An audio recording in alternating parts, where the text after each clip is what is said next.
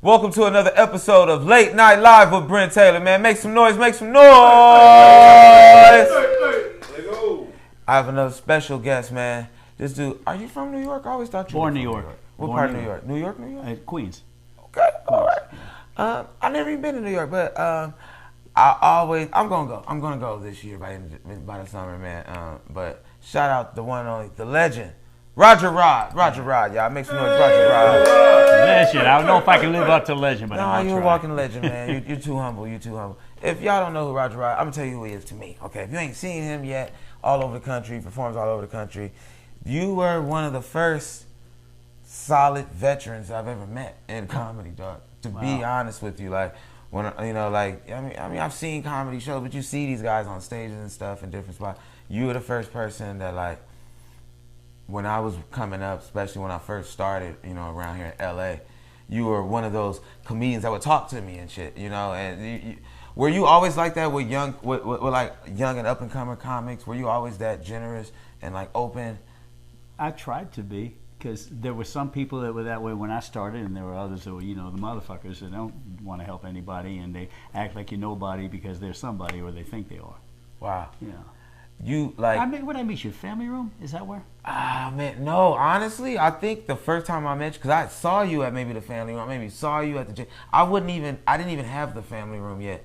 It was a dude named Jarrell Jackson, this comedian. Saw him the other day. Dude, shout out to Jarrell Jackson. Yeah, First comedian that gave me a paid gig that was actually like a real gig. I don't even know if I was paid or not, but it was a real show outside of like open mics and people just like, like you get your 3 to 5 minutes bullshit around the city or something. This was a real show at a real spot, and he was like, I'm gonna have you go up first. And then I got some veterans after that. They've been doing comedy. They were doing comedy for 20 years, Brent. They've been all over the country. So I'm all nervous and shit. Sound like him. And then he told me, so I said, well, how long am I doing comedy? I didn't know. I was like, how long do you want me on stage? And he's like, however long you funny. And I was like, what? That could be infinite. Like, I don't know how long. I plan to be funny the whole time. I don't plan a set that comes out, okay, this part gonna suck. Like, and it was one of the nervous. And when I got there, I had a bunch of notes. The dude, Jarrell, took my notes and ripped them up, like, right in front. You don't need these. I was like, well, what am I doing on stage? Just be funny. It don't matter what's on that paper. Just be fun. If you ain't funny tonight, it don't matter what you read. And, like, I took that to heart because I'm thinking, oh, man, you guys are the OGs. So I went up there. I did my best, my hardest. I had a good show. And I remember, like, you were the headliner that night. And I remember just sitting back, me and Teddy Ray, my cousin, we were sitting back and just like soaking up comedy game, like, oh, this is a veteran, like that's when I first time seeing, oh, this is how you close the show. So, salute. Thank you, brother. Appreciate it. Appreciate it. But I gotta say, the first thing I saw is you went from that show to you had serious game the whole time. You had your own room in no time, and you were slinging comedy, and you were making it work. Mm-hmm. And next thing I know is I'm asking you, hey, can I get a spot? And you running a fucking show, and I'm saying that's just nothing but real talk. Thank you, man. Appreciate that, man. Respect. I'm a lazy motherfucker. I can't put together two goddamn. I'm not that guy. I can't do it. Dude, you got so many gems, dude. I think one of the best gems of advice you gave me, I remember talking about, like, you explain what it's like to be a comedian in Hollywood and how no one else can explain it unless they're here. And like we were talking about at a show, and you were like, Brent, being a comedian in Hollywood, it's like doing Royal Rumble in wrestling. You remember when you told me that? And I was like, what? I was like, what do you mean? You're like, have you ever watched Royal Rumble or Survivor Series, whatever those WWF bullshits? It's all these wrestlers in there at the same time. I was like, yeah, and they're all kicking ass. Whoever's tough, gonna throw them out. That's us right now. We're all amongst all these comedians, and whoever's toughest, yeah, get out of here, get out of here. But this doesn't mean shit until Hulk Hogan runs down that fucking tunnel. Then you're all getting kicked out and wiped out. I was like, and it was like, as a young, I knew what the fuck, and even still, like, that's what we go through. Like, it's like, dude, it doesn't matter how funny you think you are. When Dave Chappelle comes, when Cat Williams comes, when fucking whoever, like, dude, Elvis might come from the dead and walk through here. Like, dude, LA is a trip, yo, and you never know of him. So that was a dope ass gem that you gave me. All right, let's get into it. You told me one about your worst show, one time about one of your worst shows. Can you tell me about your worst show? The worst shows. There's a long list. I've been a comic 31 years, 26 years. I've been playing black clubs, and I don't know of any comic I've ever known that has bombed harder than I have. When you bomb in black clubs in New York, you know what it's like. Really? I've had chairs thrown at me, ashtrays thrown at me, chicken wings thrown at me. I've been physically attacked on twice. I've had 2 women come up and punch me in the fucking face in front of a crowd. Yeah, so I mean, you get when you bomb in New York, they don't play. You had chicks punch you in the face? In the fucking face. Were you still on stage? Yeah, I was in the middle of my show. What joke did you tell, bro? She was the only one in the room that didn't like me, and she smiled, and she had a grill, and everybody was looking back at me. What are you gonna say now? And I said, "Who the fuck invited Queen Notifa?" Wow. That's fucking dope, yo. That's hilarious, dude. That's fucking hilarious, dude. Was she big or was she a small chick? She was the bartender. That was what the bitch of it was. It was going over well. Everything was going fine. And she just was not having me. So, that's the culture. That's what I'm the white guy that comes to the hood and doesn't say I'm from the hood. I'm not. I'm not from the hood. I like what I do when I come here. I love the culture. I like the way that they just keep it real, say what the fuck's on their mind, and that's part of it. That black people don't like you, they love you. Black people don't hate you, they want to kill you. There is no in between. That's the way it is. And I've known that for a long time. And when you get love from, I never got white people get up and run around the room when they thought I was funny. Black folks will do that shit. Right. It's a bigger payoff, and it's a bigger bomb when it doesn't work. Wow. You know what? I'm glad you said that because, wow, even though, I'm black, even though I started in Hollywood, started in Sunset, I think a lot of comedians get it fucked up when they come to LA. They think comedy is all about Hollywood, and they go to all these kiss-ass clubs, the Improvs, the Laugh Factories, comedy clubs. Those are great world-renowned spots, and when you're booked to do those spots, please handle your business accordingly. It feels great to do it. Trust me, I had some of my best shows there. It's dope.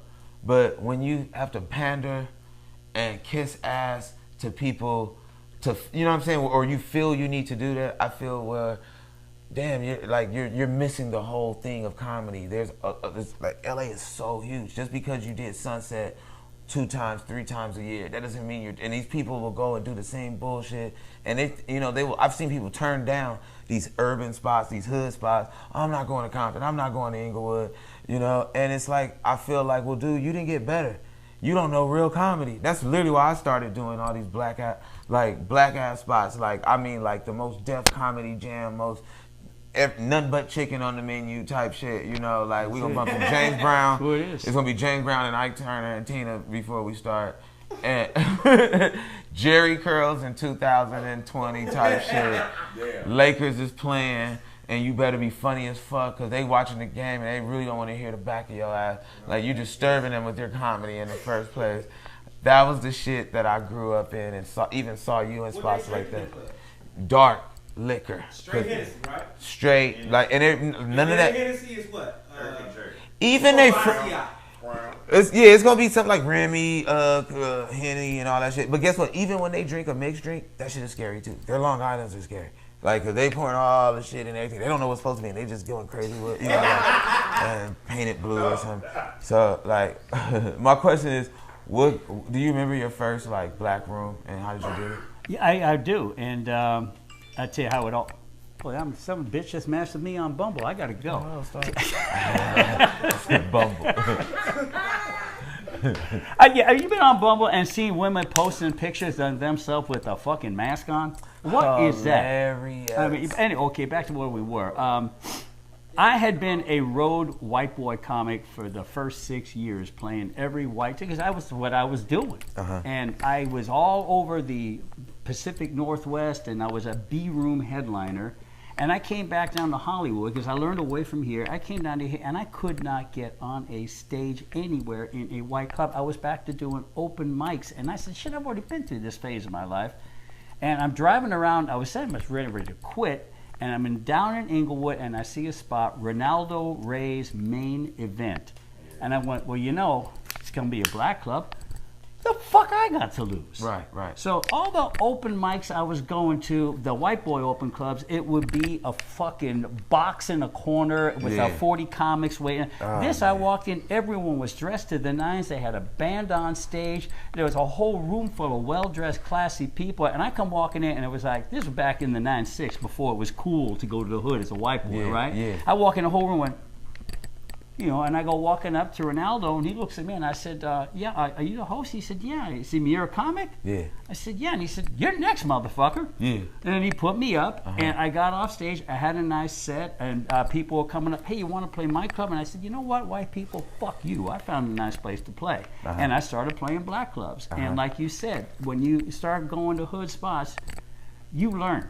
You learn one way or the other, because there's no courtesy laughs. There's no, I'm going to just go along with like a karaoke show. Black folks make you perform or get the fuck out. White people will phony it the fuck up. And the other thing was the freedom. I could say whatever I wanted to say as long as it didn't cross over the line of disrespect. Right. That's all. And I like that. I like walking the edge, and I like the fact, the freedom of the First Amendment all over again. So that was it. Wow, man, that's dope. That's dope, man. You have to tell me about this chicken wing incident. How do people? There was. I went to New York. You're supposed to like chicken. 90. So this is real talk. This is in Daryl Littleton, D. Militon's book. I was very privileged to be in the Black Comedians on Black Comedy. I've known him since I did my first shows. And that was at the Comedy Act back in the day. But I went back to New York in the 97. And I wanted to go on Def Jam, and the road to Def Jam led through a place called the Peppermint Lounge in East Orange, New Jersey. And Bob Sumner and Tina Graham would watch you, and this was known as the toughest room in all 50 fucking states, and it lived up to it. First comic went up was Chris Rock. And when Chris Rock was Chris Rock, there's 1,000 people there, and this is how it went. 1,000 fucking people in this club. And the bars closed at 4 in New York. Comedy show would start at 1:30 a.m. And the brothers had the attitude like, faster we get rid of these motherfuckers, the faster we get our drink and our swerve on here and start chasing after these ladies. So it's a boo, boo, kill yourself, boo, kill. Chris Rock went up, they booed him the fuck off stage. Next one up, Tracy Morgan. And this is when he just got started, they booed him the fuck off stage. I went up, it wasn't enough to boo me. They threw chicken wings at me.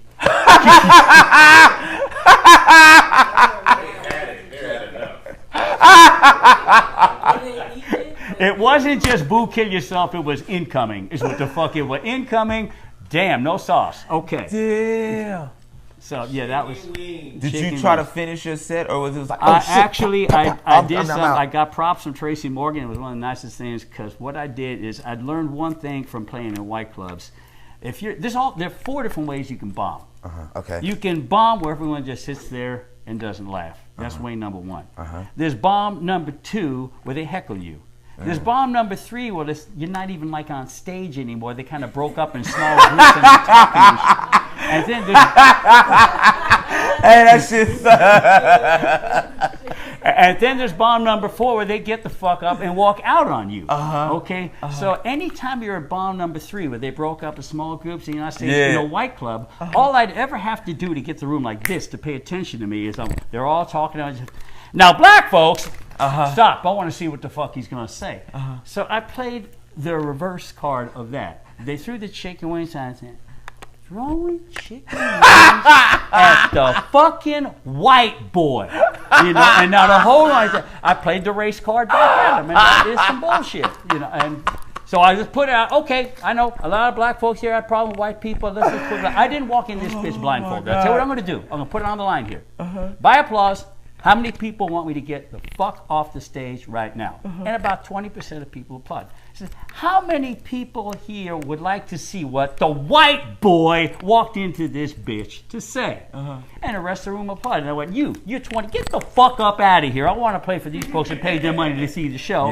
And with that, I didn't kill. I survived the rest of the set. Survived. That was it. Keyword survived. I got off stage and Tracy Morgan said, dude, actually, he didn't say dude. He said, what did he say? Thank you. He said, he said, I don't want to get you pregnant. You walked. No, he didn't say that. He didn't say that. No. But now Tracy said, dude, you walked to the edge of the cliff and looked over as far as you could without falling down. Nice, man. And he said the coolest thing, because I was seeing this one, he was still kicking around New York. He just got SNL, and this is the coolest fucking thing I've seen any comedian ever say. It was off stage. Mm-hmm. We were hanging around outside at another shithole that Capone ran called the Bronx Barbecue. Capone, yeah. No, it's a Capone from New York. Oh, comedian from New York, yeah. Yeah. He hosted Apollo for a minute. He looks like Capone from Noriega, surprisingly. But go ahead. So we're hanging out outside of the Bronx Barbecue, and Tracy had already he was on SNL, right? And somebody walks on up, I'm just hollering a little bit, and someone walks up and said, Tracy, you know that joke you do about blah, blah, blah, blah, blah? And he said, yeah. And he says, so-and-so jacked that joke. And you know, how many times have you seen fistfights break out over joke jacking? Man, that's pretty good. Yeah. And Tracy kind of looked for a second, and he said, you know something? That joke helped me get where I am today. I hope it can do the same for him. Wow. I went, damn. Wow. That is some serious real talk. Man. That's the kind of guy Tracy is. Wow. Good dude. That's cool. I'm not going to lie. To what you said, I've seen people, whoop ass, want to kick. It's like premeditated ass kicking too. They stole my joke. When I see them, I'm going to fuck them up. I'm going to do this. And they carry it out like you said. And then when you really see them do it, it's kind of funny to see it. Like, But I've learned from, I think I've come to a point of maturity even very early when I started. I looked at it like, then that's flattering that you would take the time to steal my shit. Like you don't even want to use your own jokes. You don't even want to try because you're like, fuck it, this shit funnier than everything I'm gonna think of. Let me steal Brent shit. And plus, I always looked at it like, dude, you got a million jokes. What you say is what you say. The people know you from it. They know you from it. You know, I don't need to be going around saying the same jokes in the first place. So. Didn't we all come up? We love comedy. Didn't we all come up in school and like, oh shit, did you hear Richard Pryor said? Did you hear Robin Harris said? And then you tell the joke to your friends at the school or job you're at, you know. Well, I feel like, that's literally where you're at. When you can have people do that, I think it's just really like, well, shit. It's an old, long accepted, not accepted, but it's part of the fucking business. It goes way the fuck back. Okay, it's wrong as fuck. Here's some white shit. It's wrong as fuck, though. I know. Who's heard the name Milton Berle? Ooh, Milton Berle. Okay, his whole thing was he was a joke thief. Wow. I mean, the line that he used to say, and he owned it. He used to say, "Hey, I was watching so and so the other night. Wow. I laughed so hard I dropped my pencil." That was his joke. I laughed so hard I dropped my pencil because he jacked everything. Wow. And this guy was called Mr. Television. Everyone's been jacking jokes forever. It's old as hell. I know what you mean. Like it is very old. It's a dirty little secret in comics do in artistry. You know, especially on the road. Back in the day, they could do it. You know, they'd watch you and then go on the road and do these jokes and you couldn't tell. Myself, I got too much pride for that, dog. Like they film me, so you know I'm being filmed everywhere. And plus, it feels good to laugh at something I made up. Yeah, that's funny. If Roger Rob, it was funny when he said it. So I know if I tell it to somebody else, it's gonna be funny. It should be funny. I'm not gonna feel good for it. You know, it's like using somebody else's dick to fuck your girl. You know, like his dick is tried and true. This is proven dick right here. My dick, you done fucking up. So like that's like, and then you use the other dude's dick, and then it's like, you know, I'm just saying that's what to me. That's what my mind looks at it like. I need my own dick to handle my business. I need my own dick. I'm getting a fucked up visual. I am getting a very fucked up visual. Okay, because I've heard this. I heard Dave Chappelle say this. He said, they were like, how do you feel, Dave, when you watch another person, like another comedian, like who's your favorite and all that? He was like, you know, to be honest with you, when I watch another comedian and they're killing or something, like no comic wants to watch that. It's like watching somebody fuck your wife or fuck your girl. Like, cause this is this thing that we have called comedy that I do. I'm able to fuck this bitch on stage, you know what I'm saying, so good and so well, better than the average person. So when you see somebody else do it and they killing and murdering on stage, it's like, I get what he meant. Figuratively speaking, it's like watching somebody do a turn with your bitch and they're killing. You know what I'm saying? You like it. It's that kind of stress and frustration, you know, that I feel upon. So when you are murdering with your own jokes, it's like sex. It feels just as like all the endorphins are going off. It's like they love me, they love this shit. I'm fucking hilarious, and that's your shit. So I had too much pride. I never wanted to personally do it. So I get what you're saying. It's very old school and not cool. Well, there was when I first started. When I was playing the White Coast. You seen somebody steal your shit? Oh shit! When I started playing black, I said, "Well, this is cool." Because they'll never steal my shit here. They did. I figured, what am I going to do with this? A black? They found a way. What did you do the first time somebody like stole your shit, yo? I just let it go because the truth is, I'm going to tell you, this is something very few comics are ever going to say and admit. When we start out, we don't know what to do and we're lost. And I stole shit from people. I jacked shit every so I saw something, and I wouldn't not just take it word for word. I put in a little twist or spin. See, it's kind of like my joke. No, it ain't your joke. Yeah, we all have done that, but most people will say, "Oh, I never stole it." So fuck you, bitch. If you've been in this game long enough, you stole. If you you've watched jacked Richard somebody's Pryor, shit. if you watch it, even down to the way that we walk. I know what exactly you're saying. There's some I've done this for years where I something's funny to me and I remember just beating the mic on my thigh.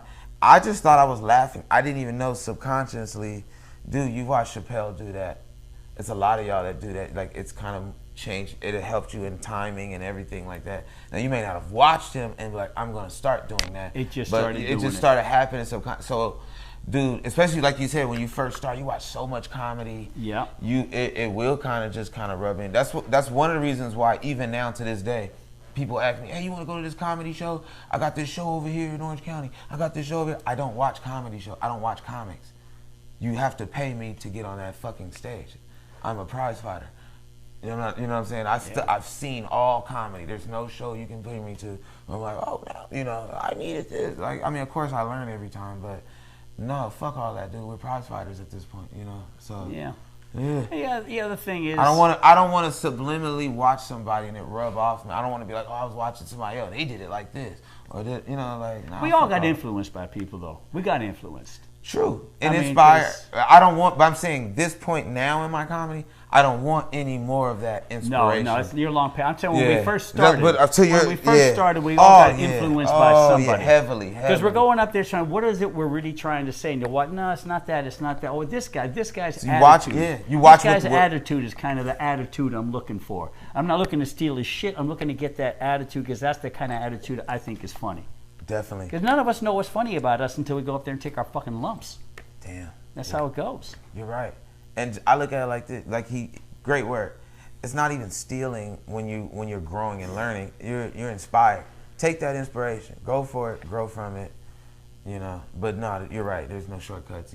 I think you can rewrite a joke, and then because you still gotta have your career, your personality. Like I know this thing's about you. You have this thing when you're on stage, where you're pop up and shit. You have all these little mannerisms and shit.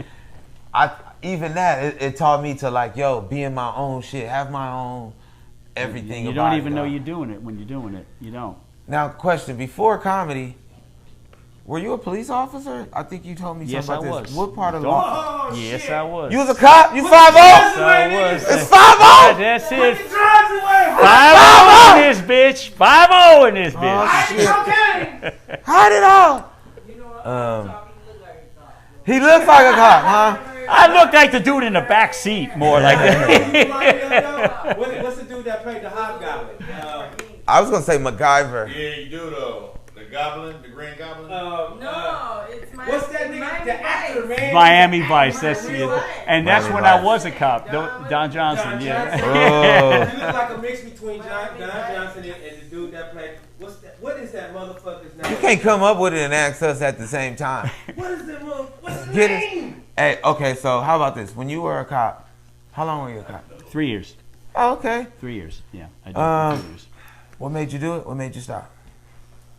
The truth of the matter was, I was a criminology major in college, and my real plan was to become a homicide detective is what I wanted to do. But I realized that the end road wasn't going to get there because I was going to be on the streets probably for a long time because there was too much politics involved in it for me to ever gotten to that level. And the first thing they want you to do, the field that's always wide open for police, is vice.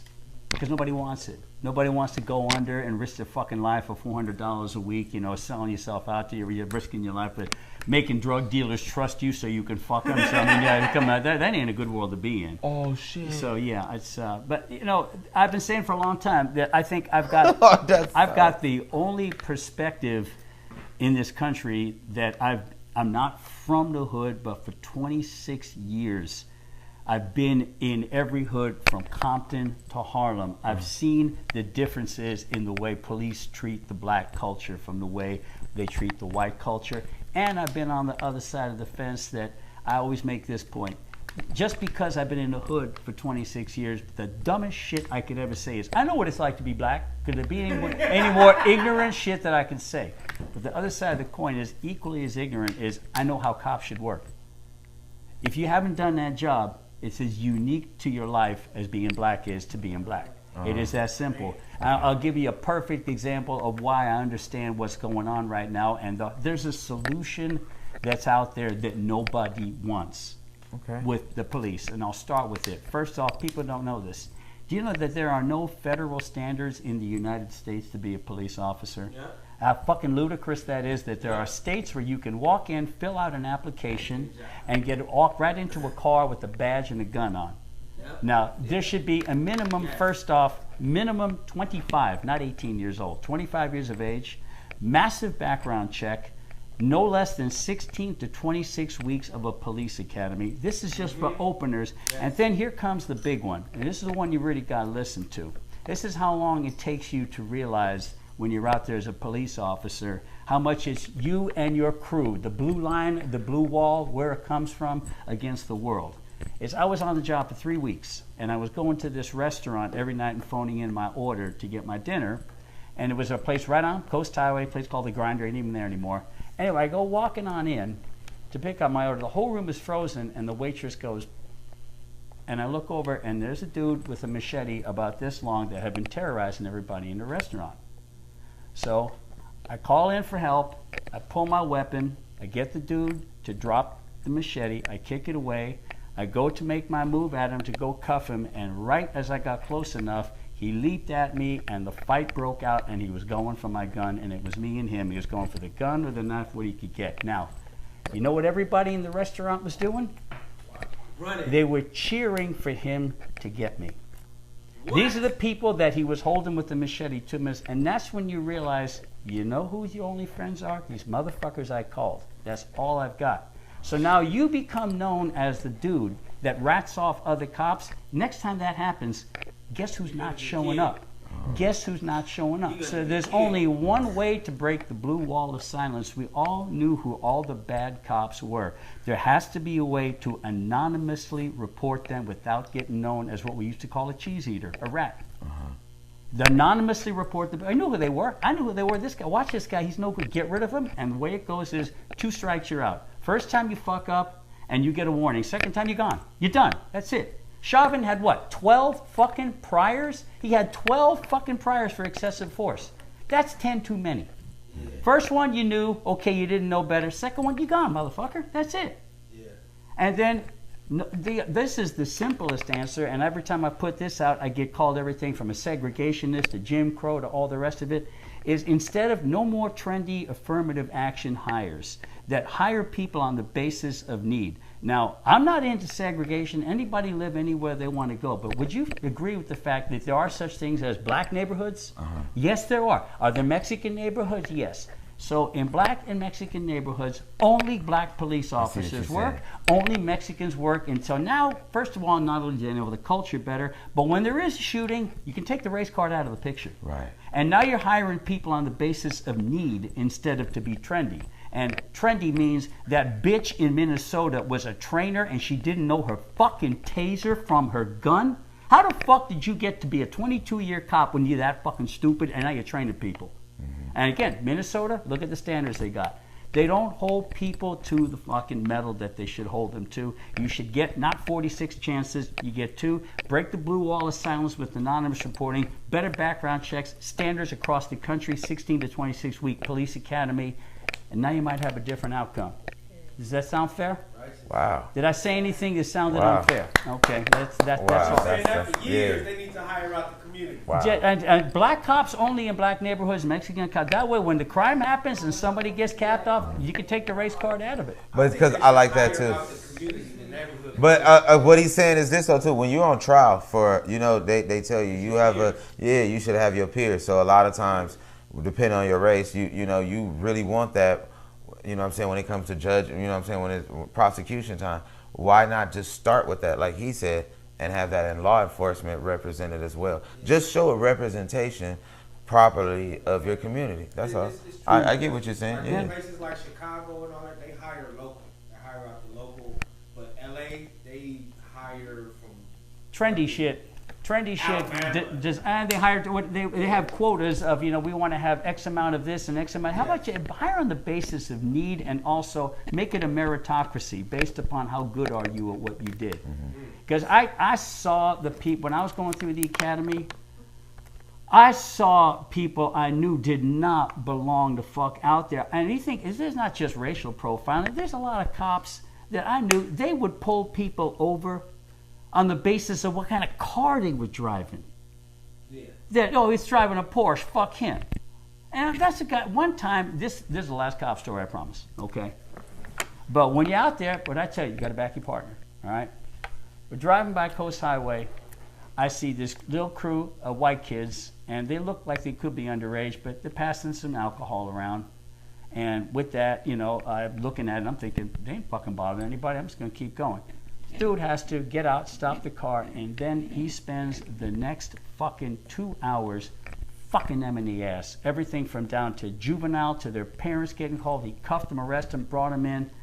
And the whole time they're looking to me because they knew I didn't like it. I can't fucking turn my back on the dude. I can't undercut him. Damn. I got to back him the fuck up. Damn. So now it all gets done. It all gets booked. And I finally get the dude alone at the station. And I said, do you want to tell me what the fuck that was all about? And he said, didn't you see that kid's t-shirt? It's Twisted Sister. That's a Satan worshiping rock and roll band. And I picked this motherfucker up, I threw him against the wall and said, don't ever get in my fucking car again. But I should be able to say, watch this motherfucker, he's a problem. And sure as hell, 2 years later, he got his. 2 years later, he got his, and this be lit. I'll close it up on this. What did he do? He was always trying to be a fucking hero. One time, he went and fucked with these two cholos that were smoking some weed back when weed was a fucking felony back then, brother. Okay, now you can buy the shit in the police station. Now, but I mean, they were two cholos. They were smoking weed, and now he goes in to take them on, and they run, they rabbit, they bolt. Okay, instead of doing what he's supposed to do, which is call for backup, get in the cars, roll after him. He wants to be a hero. Starts following after him. They led him right into a crowd of 15 of their homies, and they changed this dude's life for good. They hospitalized him for like 3 months. Damn. They damn near beat him to death. I went, I'm not happy it happened, but I saw it coming. Yeah. He was a bad egg. He didn't know what the fuck he was doing. It don't always play out like that. That's the guy that sooner or later does the Chauvin shit, does the pull. Oops, I thought it was my taser. Where the fuck you get that? Wow. Okay. So, all right, enough of that shit. Last question. That's great, dude. That's great that we really did hear that. Last question, man. I smoke weed. Everybody knows that I'm a weed connoisseur, big for the marijuana community. You, Roger, I don't know you at all from this weed. I know you're very anti that, or at least I'm not gonna say anti, but I mean, you don't come around and be like, yo, where the weed at, Brent? Like it is what it is. Should have known me 21 years ago. How do you feel now? I was a sun-up to sundown pot smoker for 27 fucking years. 27 fucking years. Oh, okay, your camera's on? Fuck it. I smoked weed when I was a cop before I went on duty. Okay? I was always afraid. If I ever shoot somebody, the first thing they'll do is drug test me. I figured, I ain't never going to test clean. That shit takes 30 days to get out of your piss. Oh, man, I knew I was fucked if I ever... Wow, you called it a Denzel. Wow. Okay, pros and cons of weed being legalized.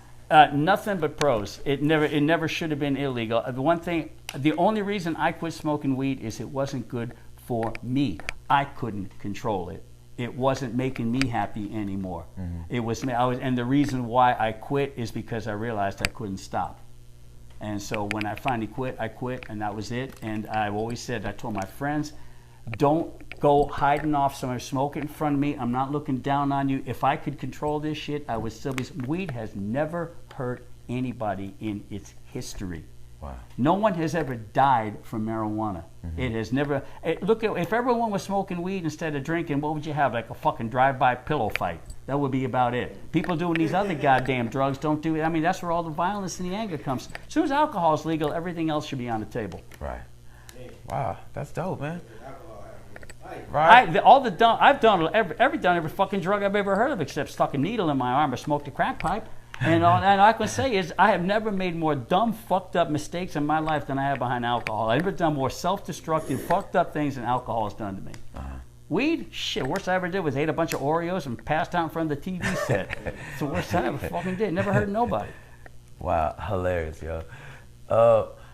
I did a movie with you a while ago, man, some years ago. Which one was that? I don't know, Doug. You were like the wrestler or something in this Oh, movie. damn, what happened to... I got that on YouTube. Really? Yeah, Dude, that's like one of the first movies I ever did. It was like a real funny movie as shit. fuck, too. And Roger Rod came out. He had a wrestler thing on. Yeah, I was like, I'm like, yo, he's a star, man. Like, dude's a star. I want to be like that when I mean, he doesn't just do comedy. He's a star in movies.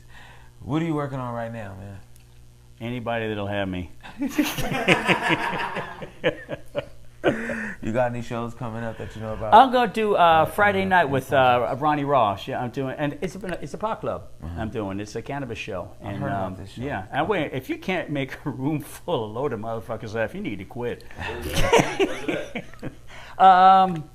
It's on Sunset and like Sunset and La Brea. There's a pot club there, something like that. It's nice. You probably know where that is, rooftop, right? I believe it's a No, rooftop. I don't think it's rooftop. Sure? Shit, let me get my phone. It's all over my Instagram. Yeah, double check. We'll put the information up. And Yeah, everything. because I want to help. What's your social media handle that they can find? Oh, on see, social media? I got about 4 fucking people in it, so don't worry about it. It's all right. It's all right. After this, they're at going. Roger Rod. You'll get 5 after this. ROGERRODD. Let me see. At Roger Rod. At Roger Rod. Yeah. With 2 D's, yo. RT. Let me see what this is here. Where the fuck is it? Yeah, here it is. No, it's this one right here. It's no shit. That's another one that already happened. Don't worry about it. All right, we're gonna send this information out. It's been another episode of Brent Taylor, Late Night Live with Brent, yo. Roger Rod, check him out. Google him, YouTube him, and Instagram him. Check him out, man. Love y'all.